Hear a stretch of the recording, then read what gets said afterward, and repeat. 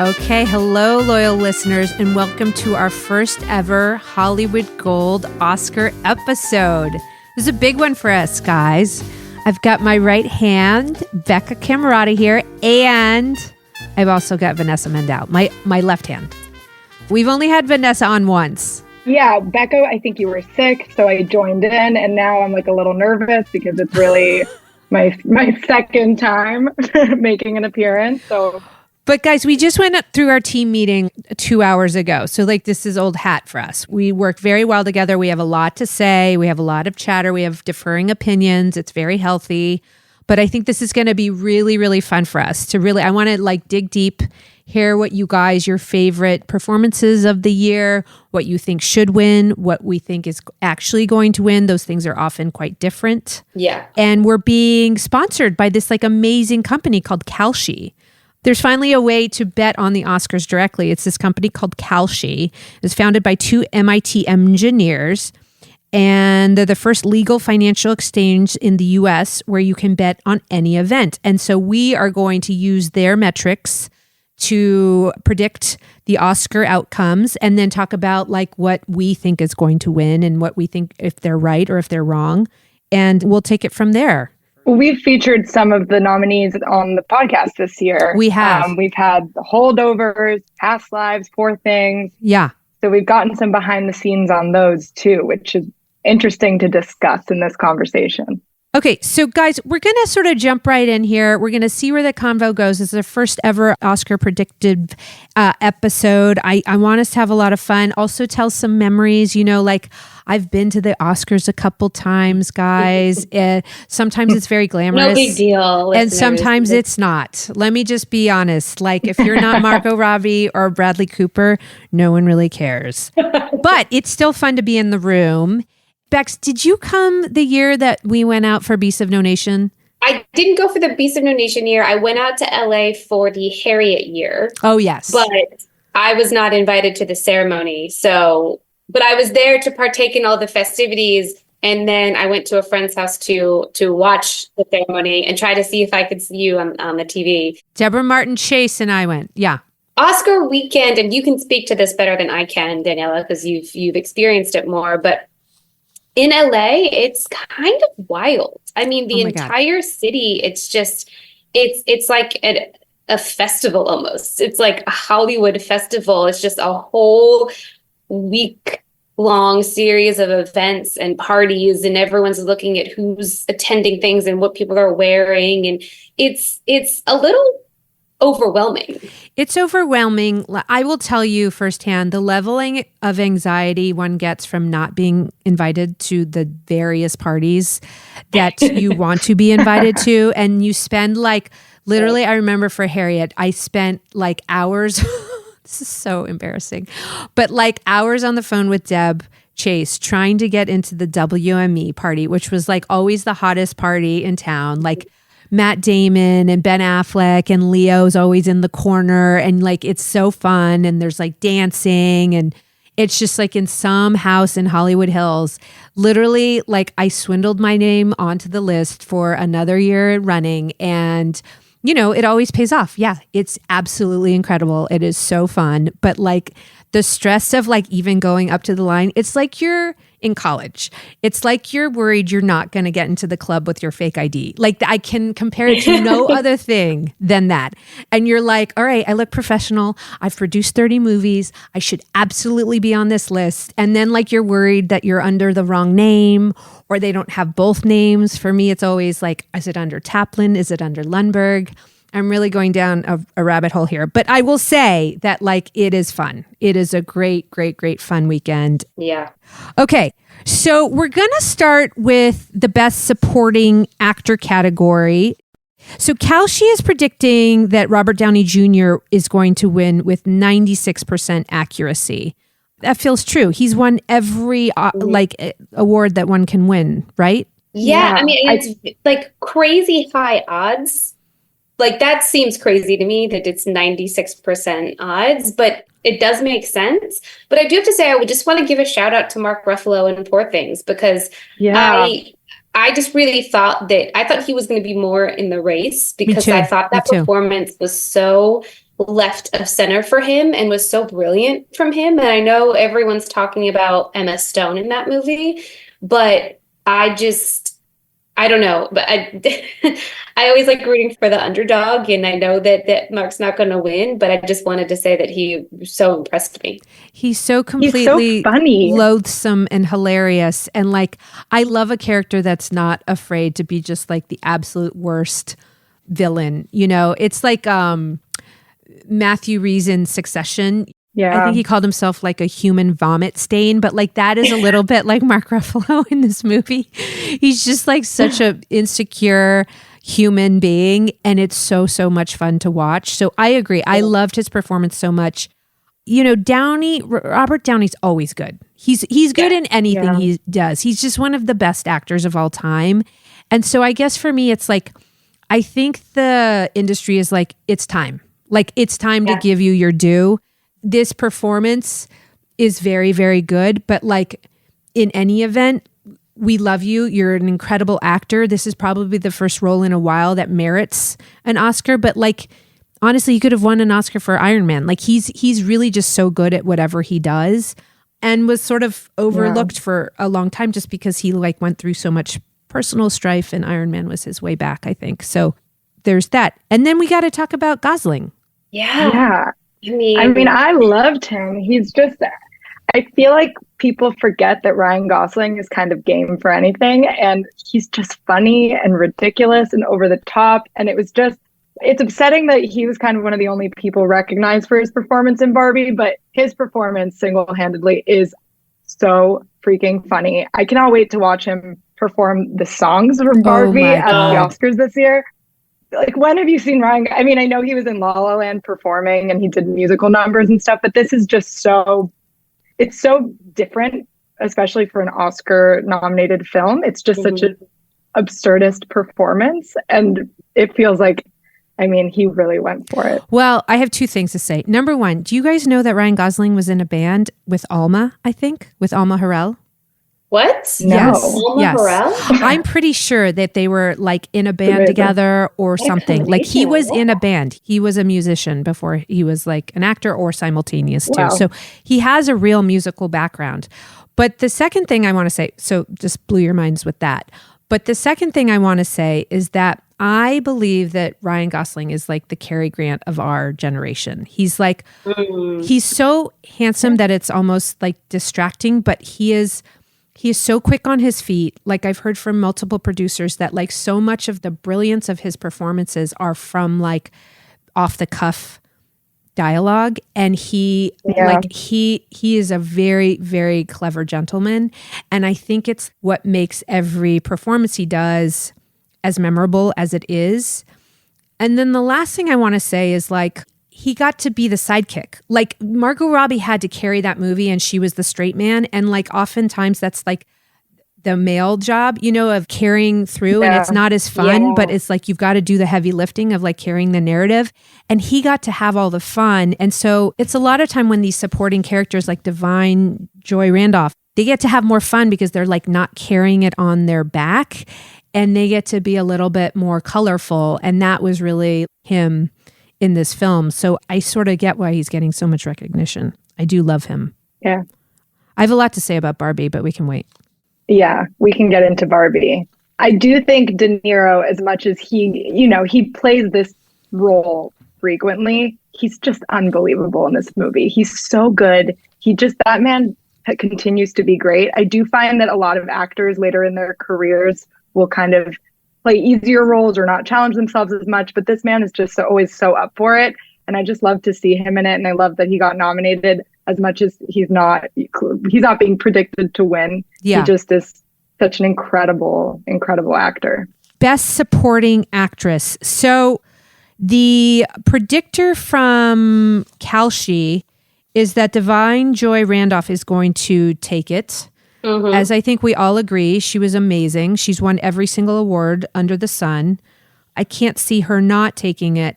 But I will tell you that my favorite performance of this category was Danielle Brooks in The Color Purple. Yeah. I thought she was so extraordinary. I happened to see her on Broadway as well, where she played the same part of Sophia. And she was nominated for a Tony for it. She's nominated for an Oscar for this. She's exceptional. She's such a great actor, so powerful. I thought that movie was a little bit underrated. For whatever reason, it fell under the radar. But I actually thought it was kind of like a masterpiece and a really incredibly impressive blend of music and dance and story and emotion. So I'm a little bit sad that it didn't get more acknowledgement. I agree. I was very surprised by that. I thought it was going to get more attention than it did.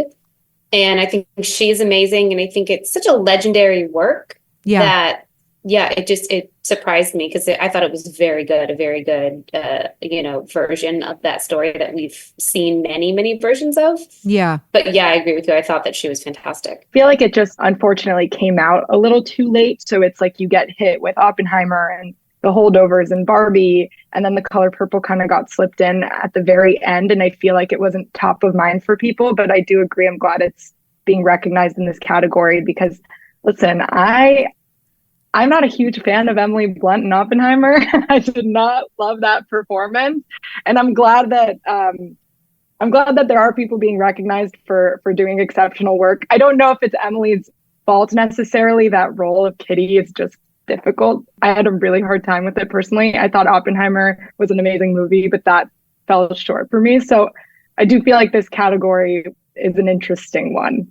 It's so funny that you say that, Vanessa, because I'm a huge Chris Nolan fan. We've done obviously Memento on this pod, Inception, Dunkirk, Interstellar, like the number of movies. I was actually just watching a fight sequence from Inception this morning on like the commute in, and it was like the fight sequence where the room there's like no gravity, and so they're fighting on the ceiling. Oh yeah. So it's good. like it's the most mind-blowing scene, as every scene in Inception is.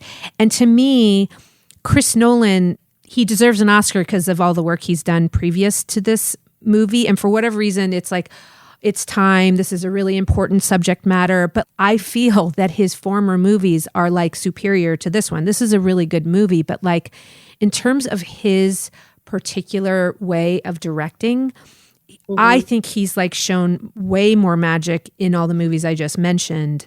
And this is a really thought-provoking piece, but it's not utilizing all the muscles of like his imagination in the way that the other movies have. And so my husband is obsessed with this movie and this story of Oppenheimer. It's a really complicated, interesting story of this man who like changed the world for good ways and bad. But to me, Nolan has deserved an Oscar for years and years, and now they're giving it to him because he's due. You know what I mean? Well, I think that's interesting when you think about, which I'm sure will come up a few times in this, when you think about the politics of Oscar nominations, right, and Oscar voting. And I'm not saying it in a bad, negative way or a positive way. You know, it's just kind of is what it is. Yeah. Politics in any form of voting for anything. But I agree with you that there are certain people that this might not have been their best, but it feels like their time. And it feels like once that's out there then becomes a consensus where everyone's like, yeah. Totally. Like, this was the most traditional storytelling in terms of telling a story, like literally, that Christopher Nolan has ever done. You're right. It lacks that like mind warping magic that all of his other movies have. Yeah. But maybe this was the most accessible for a lot of people because of that. And so that's right. That's why it's his time with like Robert Downey Jr., you know? Because there's a ton of older voters in the Academy. It's like once you're in, loyal listeners, you're in for life. I think they did a sweep recently of some members that like had not done any work in years and years and years, but it's kind of like the Supreme Court. Once you're voted in, you're in.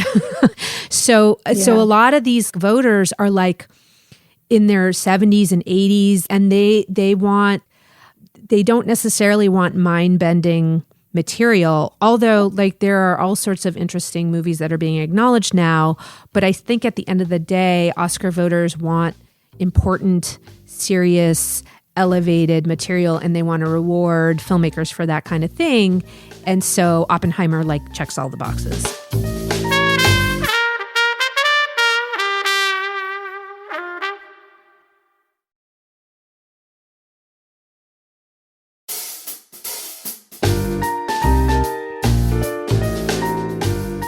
Guys, what are your feelings on Best Original Song? I'm such a sucker for Billie Eilish. I know that people have mixed feelings about her. I think her and Phineas are just geniuses. I know it's so easy to go to Billie and Phineas and be like, make a song for my movie, and it's just going to be spectacular. But I think What Was I Made For is so sincere and so beautiful. And it is one of those rare songs for a movie that when it gets requested, it doesn't feel like an add-on. It feels like something she would have separately made. And I just, she's just so good and has such an incredible voice. And when it came to that part of the movie, when the song came on, I just felt myself tearing up. And Barbie didn't feel to me like such an emotional movie. It felt a little bit more for the laughs. And I think without that song, the movie would have felt less deep. 100% agree. To me, that movie felt very ironic and wink-winky, and this felt authentically emotional. And I don't think all the movie is that, but, you know, America Ferrera's speech is like so genuine and honest and like speaking to women all over the world. But I think a lot of the movie felt like, let's see what we can get away with. And like, this is about a doll, you know? And let's be in the rollerblades and let's have the Mattel execs chase us with rollerblades. And, you know, it felt a little like, let's pull a joke on Hollywood. At least that was sort of my read on it. But then there are these like really authentically emotional moments of this. And I think this song is one of them. Conversely, I think I'm Just Ken.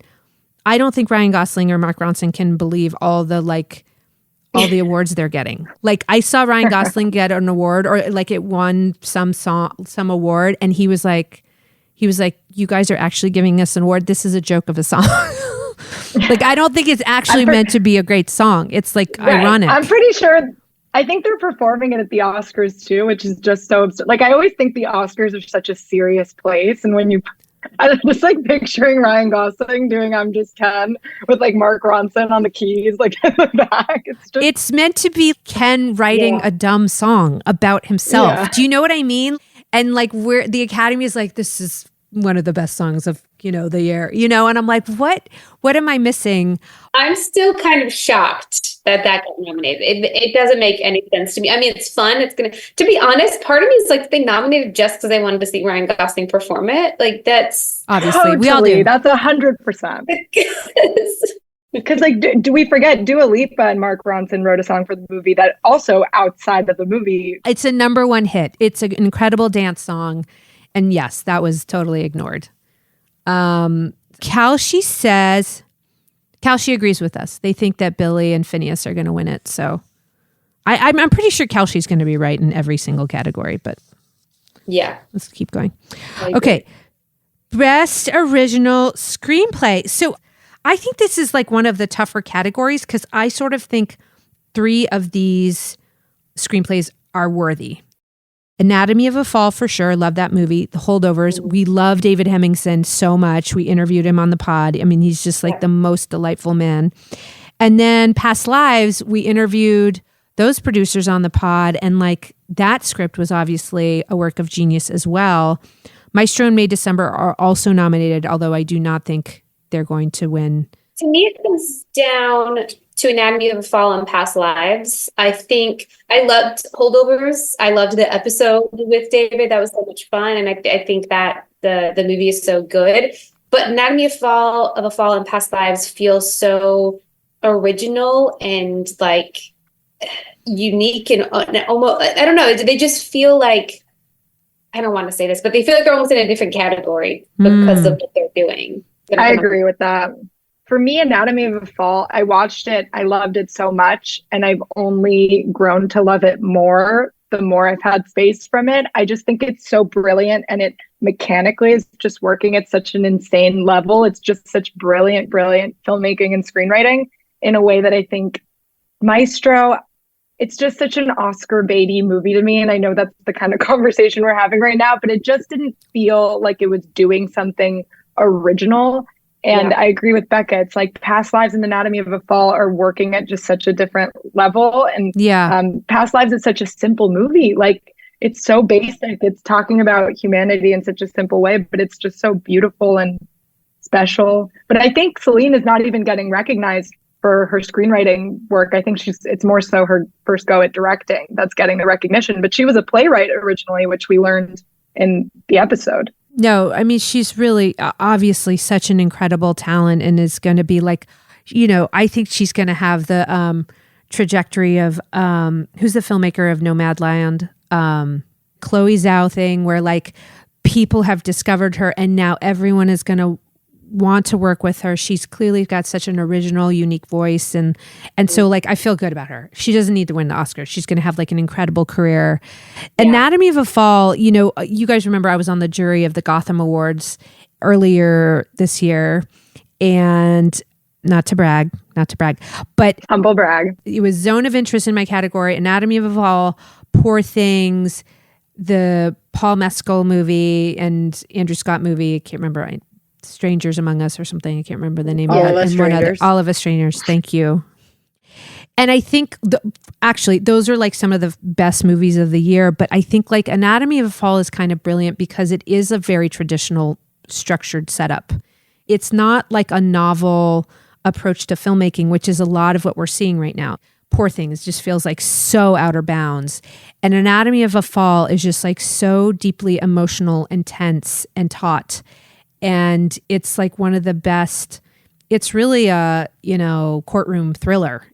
And to make that as emotional as it is, it's really, really, really difficult. And so anyways, I'm with you guys. And by the way, so is Kalshi. The odds are on Anatomy of a Fall.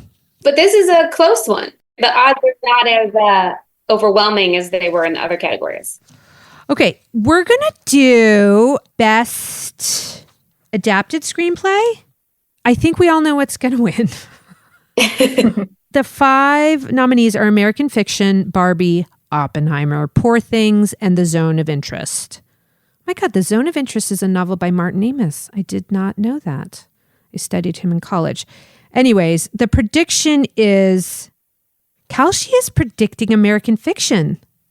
I disagree. That's so interesting. I disagree. So interesting. It's Oppenheimer's night for this. Yeah. I definitely think it's Oppenheimer's night. But I'm so fascinated that they think it's going to be American Fiction.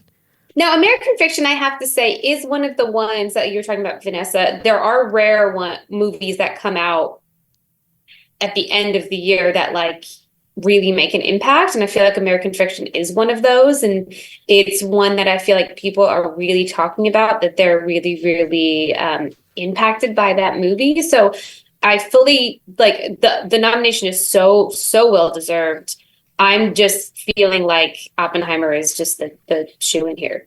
I was going to ask what you guys thought about Barbie being considered a best adapted screenplay. I think that is just so interesting. I mean, it's based on characters created by Ruth Handler, who created the original Barbies, but are they characters? Are they toys? Like, right. It's so interesting to consider this category for Barbie. I don't know how I feel about that. It's so funny, Vanessa, that you say this, because it's like the Academy could never have predicted the world that we live in right now, right? The idea that like G.I. Joe would be nominated for an Academy Award for Best Adapted Screenplay, like no one ever anticipated this. And then Greta Gerwig just like pulled off the biggest work of masterful genius ever. Just the idea that we're having to have this debate because no one's ever had to have it before. Like, what do you do when Strawberry Shortcake is nominated for an Oscar? Like, it makes no sense. Doesn't make any sense. It makes and it's no also sense. The only category Greta's nominated in. So it's like, I want this for her. I'm happy this happened. I think it's very well deserved. And it's like you're saying, like, it's a ridiculous concept for a movie to be considered for such a prestigious award, but it's so deserving of that. But how do you quantify that? I don't know. I mean, you do this, I guess. I'm going to call bullshit a little bit. Here's my thing. I think she's one of the greatest filmmakers working today. I would have nominated her for Best Director for Lady Bird. I would have nominated her for Best Director for Little Women. This movie, again, I think it's a flight of fancy, but in terms of actual narrative arc, it's like Barbie leaves Barbie world. She comes to the real world. The Mattel executives chase her back to her world where Ken has taken over. And I'm like, that's an incredible film and ad campaign for Barbie the doll. But can it be compared to these other great works of art? I guess I'm like, this is a debate I've been having with a lot of my friends because I think it's an incredible work of commercial filmmaking. And she makes all these homage references to Kubrick and all these people, but like it still does not negate the fact that it's a movie about a plastic doll. Do you know what I mean? And so I guess I'm just like, she's a genius. She's a genius. She pulled off this amazing thing. The Academy is acknowledging her for it, but I don't think that means she deserves the Oscar for it. Yeah. You know what I mean? I completely agree. The fact that Barbie's even in so much of this Oscar conversation is such a testament to Greta as a writer, yes, along with Noah, and as a director, for the ability to take these plastic doll characters and make this cultural phenomenon of a movie. So I'm very happy that she is getting recognized and the movie is getting recognized in certain categories because it's well-deserved. Now, I agree with you. I don't think it deserves to win here, but I think that her being honored with this recognition is so huge.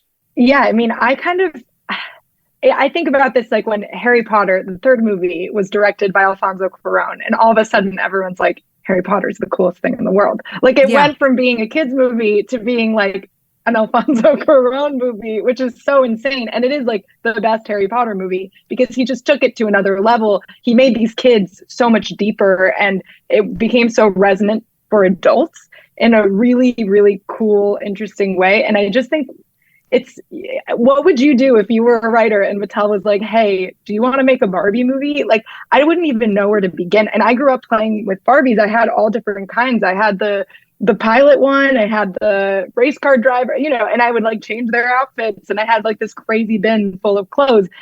And I played so many fun games with my Barbies, but I have no idea where to begin. And she made this like a commercial feminist anthem, which arguably, if this was an indie film and it wasn't about Barbie specifically, would it still work? I don't know. But it was just so ballsy and so cool. Like I love when studios get it right. And I think what's happening so much is studios are trying to lean on a formula. And when someone finally breaks out of the formula, I'm like, hell yeah, show studios that we can make commercial films that can be nominated for Oscars. I think it's a really cool feat. I agree. It's so funny. I heard Lily Gladstone say something to Emma Stone the other day, which is like, Poor Things is the Barbie movie that I want to see.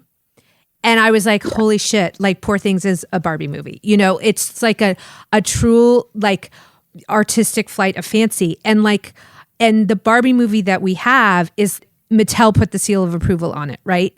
And so I guess that just like got me thinking. I was like, oh yeah, you could make a balls out wild Barbie movie that includes like sexuality and like all this stuff, you know what I mean? And like a woman coming into her own and like owning her power and whatever that is. But Mattel needed to be a partner with Greta Gerwig in making this film. And that's why the movie made billions and billions of dollars. But like that little thing that Lily Gladstone said, I was like, oh, I want the like Emma Stone Barbie in Poor Things. And I was like, oh, that's so wild. So anyways, I'm so deeply enamored with Greta Gerwig and like her abilities and like her ability to do this. But I don't think she should win the Oscar for Best Adapted Screenplay. I think Oppenheimer will win it. And who I would like to win it is Poor Things. Okay. You guys should be going online and you can make these predictions. It's very exciting. So go to kalshi.com/Hollywood Gold and make your predictions. And like you can do this if you're having like a Sunday night party with your friends, just all do it, have some champagne, get dressed up, like make it a party, Yeah. Kalshi.com/Hollywood Gold.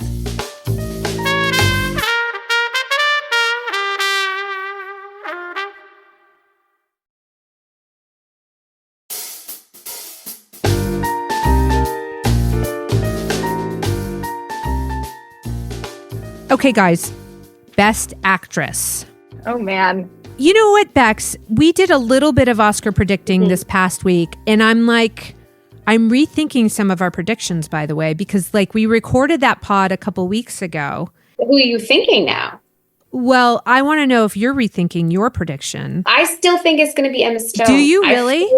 I do. I could be wrong. Now, I could be wrong. You guys can push back and tell me that why you think that I'm going to be wrong. But it just feels like it's her year on this for some reason. I don't know. It feels like that performance was so brave and so crazy. And not, I think that all of the other women that were nominated gave incredible performances as well. But there's something about the kind of wildness and freedom in her performance. You know what it is? It's the type of weird that I think Academy voters respond to, as opposed to some of the older Nolan movies. Like, this is the type of weird that they'll get behind, in my opinion. This is coming from you guys. We have to let the listeners know. This is coming from two people who have hated Yorgos Lanthimos movies for so many years. Well, no, Daniela hasn't. I have. I had to watch her writhe in her seat as we watched Killing of the Sacred Deer. I have always had a place in my heart, but not a huge lover of Yorgos until now. And now I'm like, I'm totally on board. I'm like 100% Yorgos. The weird works, you know? I agree with you guys. The weird totally works. And she's so freaking good. I think Kalshi predicts it's between Emma Stone and Lily Gladstone. So it is a little bit of the battle of the stones. I kind of think Lily, for me, Lily does something really, really special. I don't know who I would prefer. And that guy, I think like I'd be happy with both of them winning, because I heard that apparently Scorsese was not going to include a lot of the character of Molly Burkhart in Killers because of Lily's audition and performance. He decided to expand that role and make it more important and more essential to the movie, which is so telling in the way that the performance kind of unfolds throughout the piece. I just think she's so good and kind of brooding. And I've never in my life, and this works in the movie and also in interviews, I've never seen Leo actually go head to head with an actor like this. Like, I've never seen him actually intimidated. And you can tell that it's like two heavy hitters who are really smart, who are really good at their craft, who are going head to head. And it's like she rises to his level and maybe even kind of outperforms him in a really amazing way. And I love seeing that. By the way, you guys know I love Emma Stone so much in Poor Things, but I am going to give it to Lily Gladstone. I think she's going to win because I think the Academy does tend to like gravitate towards these more like serious, earnest performances. Emma's already won an Academy Award and she's young. And she's got like so much more runway. Not that Lily isn't young, but like Emma Stone's career is just, she's one of the top stars in Hollywood. She's going to continue to get like the greatest roles that there are on offer. And I think that Lily Gladstone inhabited this role in such a calm, elegant way. You could just tell like she understood this character to its core and she was not intimidated by anyone around her. And that worked within the confines of the story as well. I just think she was like, the performance was really just, it wasn't flashy. She didn't do a lot of bells and whistles. It certainly wasn't the Bella Baxter performance where she's learning how to speak, learning how to dance, and learning how to have sex. But it is just this very calm, elegant, nuanced performance. And so I think she's going to take it. I hear what you're saying. You know, I think I agree with you on Emma But Stone. I like when we disagree, guys. I think that's makes things more. I might bet a little less money on Emma now. Yeah. But just a little. Kalshi predicts Lily by a hair. Okay. Best actor, best director, and best picture. Okay, so I had predicted Paul Giamatti a couple weeks ago or even last week. I now think it's Cillian Murphy. I really think that like wind is in his sails. He won the BAFTA. He's been like winning all the awards as of late. And you know what? Riva told me that she went to the PGAs last week and that Downey, Cillian, and Emily are like the most charming, fun group. And they just keep going to all these award shows and they're like so fun loving and chill and fun to be around. They're protected like the president would be protected, but they're like very kind with the regular people. And so that kind of thing matters because all the voters are going to all these events. Like we all have to vote, but we all have to go to these other events if your movie's nominated. And it's a pretty small group of people that are actually voting for all these awards.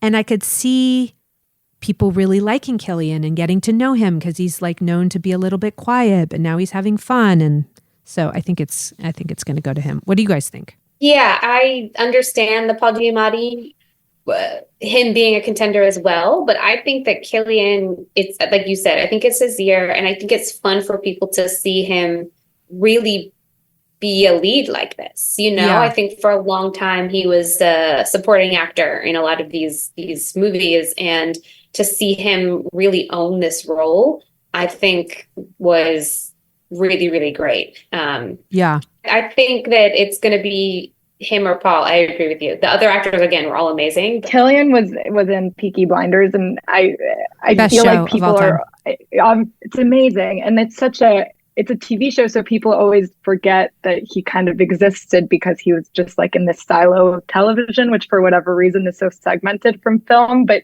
he's such a character actor, and every time he performs, you kind of can't remember that he's in things because he just like blends. Like you forget that he's in Batman, and he's in all these incredible movies. He's in Inception also, and like you kind of forget because he's just like really becomes these people. Right. So you think it's multiple actors, and I think he's such an unbelievable performer. And Paul Giamatti is amazing, but in The Holdovers, he's really playing himself. Like it's Paul Giamatti doing Paul in the way that like it's amazing, and it's so much fun. And it doesn't feel like a stretch for him. With Cillian, it's like he really became J. Robert Oppenheimer, and he's just so good at doing that. Yeah, I'm gonna agree with you.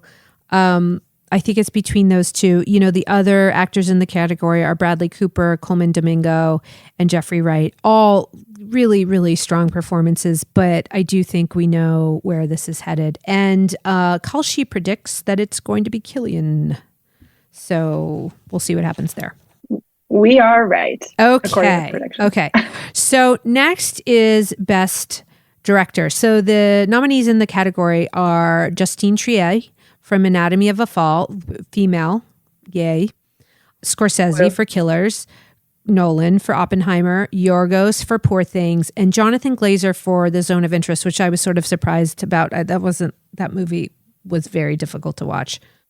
But I think for me, it's going to quite obviously go to Chris Nolan. Again, I'm just going to reiterate, I feel like the movie is good, but like his body of work is phenomenal, and he is like due. It's like when the Academy did not give Scorsese the Oscar for Goodfellas, even though Goodfellas has gone on to be one of the greatest films of all time. I mean, I would love to get someone on and do the pod for that. But, and then they rewarded him years later for The Departed. What do you guys think?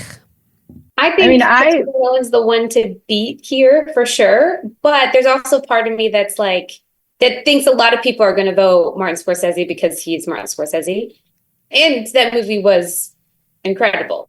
But again, I thought for months now that was going to be more of a competition than it was. I know.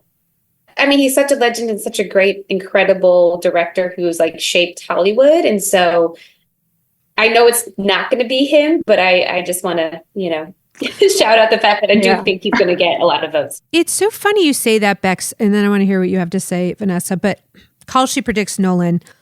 My dad was at our house in the summer, and he was like, I think Oppenheimer's going to sweep in August. Oh, wow. He said this.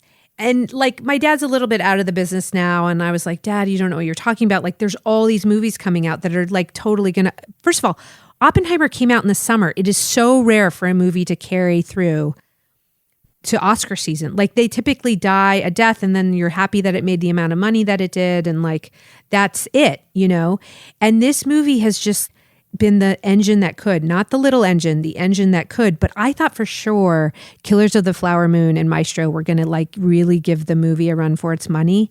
And neither of those things have turned out to be true.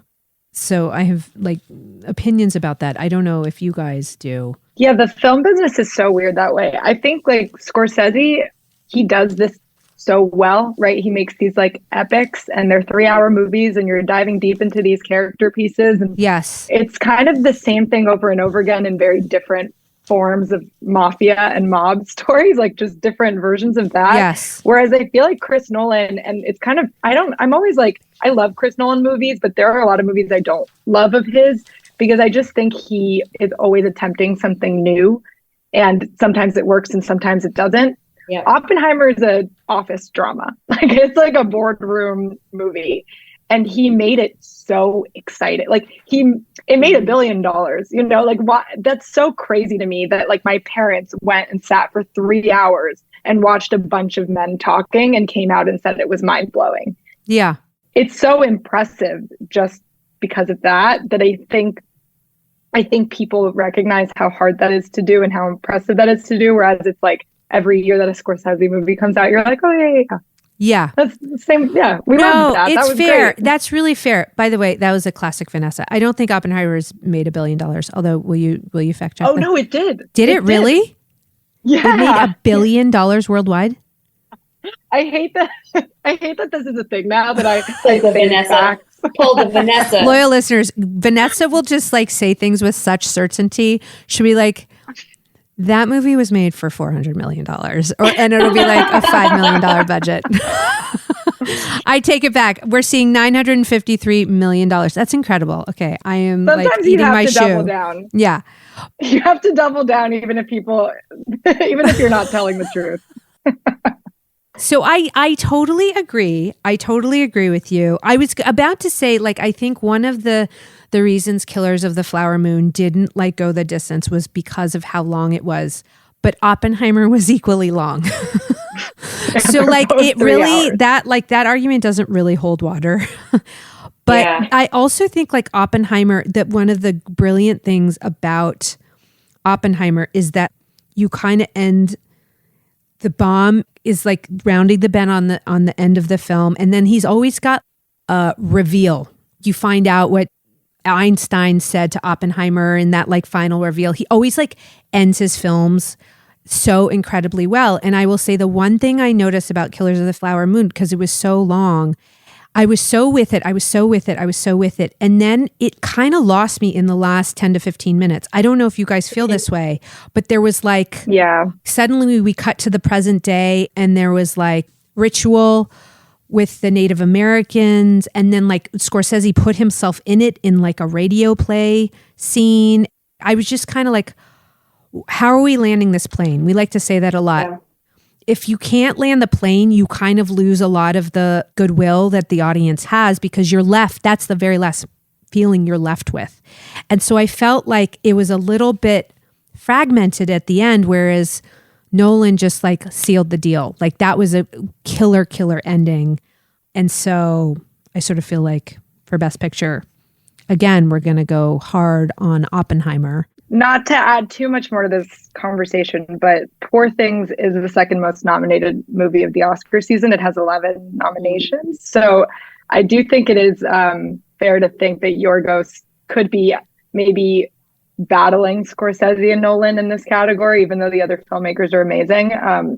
He That's clearly fair. made a movie that resonated so much with Oscar voters, at least. We talked about this on the pod. I think Yorgos has now summited the mountain. He is now among the like handful of filmmakers that every actor will work with. He can probably work with whomever he wants. He can probably make what he wants. Maybe not at the level of Scorsese and Nolan, because their landscapes are so humongous. Like they can't make a movie for under $100 million. Yorgos has seems to have a little bit of a different approach to filmmaking. But I think that we're sort of like greasing the wheels for Yorgos to win an Oscar in the next 5 years. That's my prediction. That might be another thing for Kalshi to, lay bets on, like who's going to win an Oscar when. Just some ideas for them. Just we can consult. I would bet on Yorgos for that. Oh, you can't, guys. You can predict your Oscars for next year, so you can already be placing bets. I wonder if if you place your bets now, if you can win more money. I guess it's like predictive. Whenever you place your bets, that's the odds that you win money on. Okay, cool. So again, guys, go to kalshi.com/HollywoodGold and place some bets. I may even do this weekend with some friends. It will be a fun thing to do with friends, just to be like, who won how much. And it's a fun party game. Yeah, I kind of do it with my friends anyways. So throw a $10 bill into it. Why not? Right. Kalshi.com/HollywoodGold.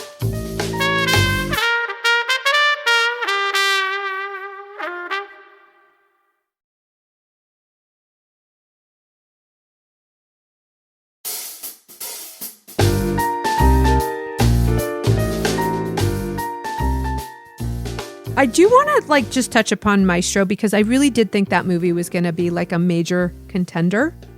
It had all the elements. Bradley Cooper, I truly loved A Star Is Born. It's one of those movies that I will watch over and over and over again. Had so many just incredible scenes. The scene where he pulls Lady Gaga out and suddenly that song that they wrote in the parking lot is on stage. I mean, it's just those goosebump moments. And he really, that movie was, I thought, exceptional, and he was exceptional in it. And Maestro, I love Bradley Cooper. I love him so much. He had all the elements. He had the family, the Bernsteins, fully on board. Spielberg was a producer.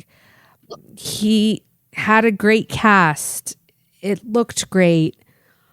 But while I was watching it, I'm just going to be honest. I was I love all these people so much. I love all these elements so much. I can't really tell why we're watching this now. Why is this important? Why is this significant? And I wanted to know what you guys felt. Or maybe you didn't have feelings, which is as big of a problem as having feelings. To be honest, I think that's what it is. I was kind of indifferent to it. And I think a lot of people were. And that's part of the reason I think it's not in as much of the conversation as we thought it was going to be when it was first announced and we knew when it was going to come out. And I think it's an amazing performance by Bradley Cooper. I think Carey Mulligan's amazing. Obviously his music is just so legendary. But the movie itself, I just wasn't. I wanted to feel more from it than I did, and I feel like that's what a lot of I've been hearing from other people as well. Yeah. Maestro is it's so hard to make biopics. And I think the reason Oppenheimer succeeded is because they decided to focus on a very specific period of his life. And obviously, that is the most interesting period. It's when he's creating the bomb itself. Whereas for Maestro, it's you're watching his life unfold. And as much as he's such an important, amazing person, it's really hard to kind of put that in a scripted film. It just becomes a little boring. To me, it was the performances were amazing. Bradley Cooper transformed and he really looked like him. And it looked so gorgeous. And Carey Mulligan, I thought, blew him out of the water even. She was so spectacular in it. But it just kind of a character portrait, and you're just walking someone through their life. So it's really hard to be profound, and it's really hard to tell stories that way. It's just always so tricky. I think that's probably why it didn't resonate with any of us. And it seems like with the rest of the Academy. Well, I'm going to throw another theory at you guys, which I'm just thinking about right now. If I look at the category of Best Picture, it's American Fiction, Anatomy of a Fall, Barbie, The Holdovers, Killers of the Flower Moon, Maestro, Oppenheimer, Past Lives, Poor Things, The Zone of Interest. Some of those movies were proper theatrical releases, and some of those movies were not. And I would say, to me, part of the reason I feel like Oppenheimer is having such a life is it feels like a proper old school movie star movie. Where you go to the theaters, you watch it on the big screen. These stars are dazzling. The filmmaker is this brilliant, untouchable genius.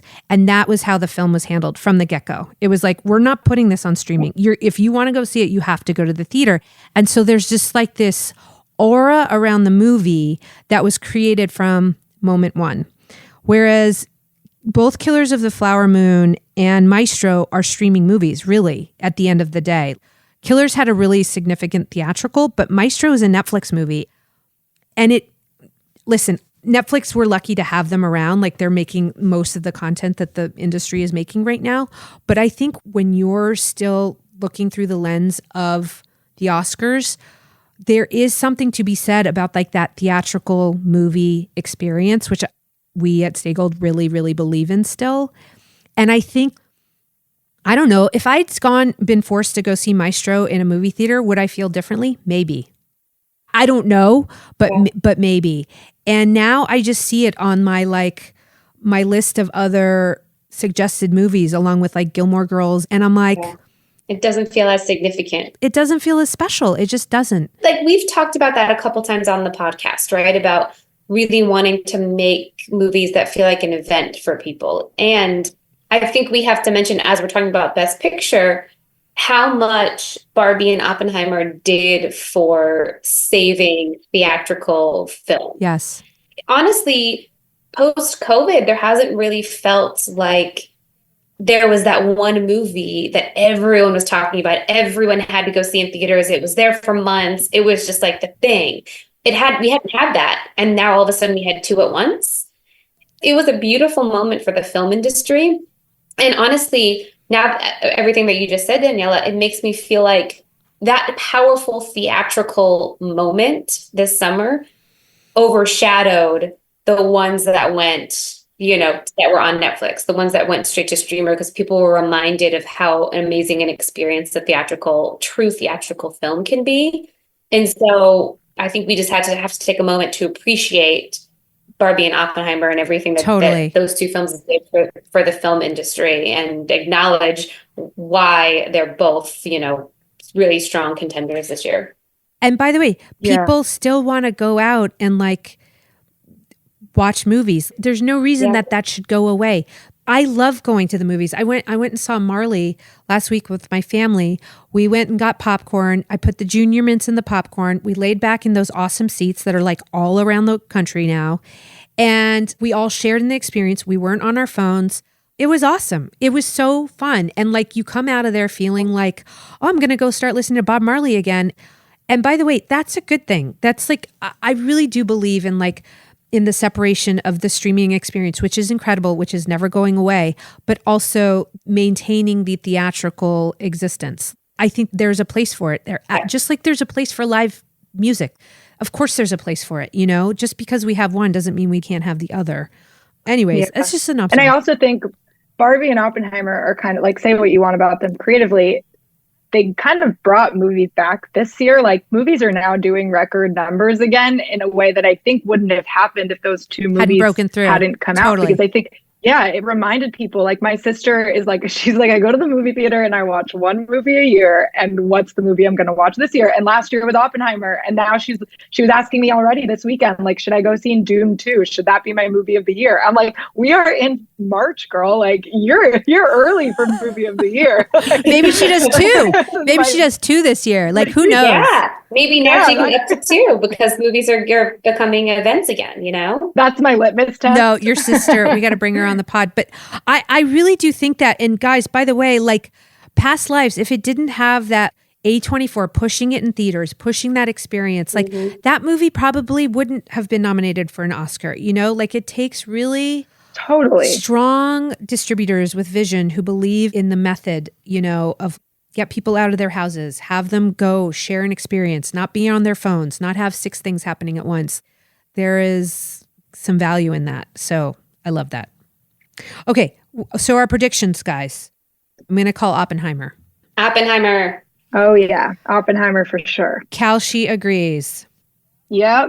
Kalshi agrees. I feel like it's we're saying, this movie excited people to go back to theaters, I think, in a way. Barbie was just such a marketing machine. Oppenheimer's a movie. Yeah. You know what I mean? Barbie's a product. Yeah. Oppenheimer is this, it's a drama. It's about a historical figure. It's a period piece. How many times do we hear we can't make a period piece? Everyone says don't do that. Except if you have Chris Nolan directing and Matt Damon and every other star starring. But you're so right. 20 of the best actors. For working for a fraction of their fee. Only that. Then it's fine. Oh my God. Well, guys, that was so fun. Kalshi, guys, this is our first official sponsor. Loyal listeners, you must know. Kalshi was Hollywood Gold, we love you. We're going to sponsor you. And it's a tough business out here. So we're happy to do it. Anyone else who wants us to sponsor them, we're very open for business. Okay, Kalshi.com/Hollywood Gold. And we love you all, loyal listeners. Thanks for listening to this little experiment. And watch the Oscars. Tell us what you think. We're going to do a roundup episode probably next week. Okay, guys. Yeah. And don't forget. Stay gold. You too, Vanessa. Stay gold.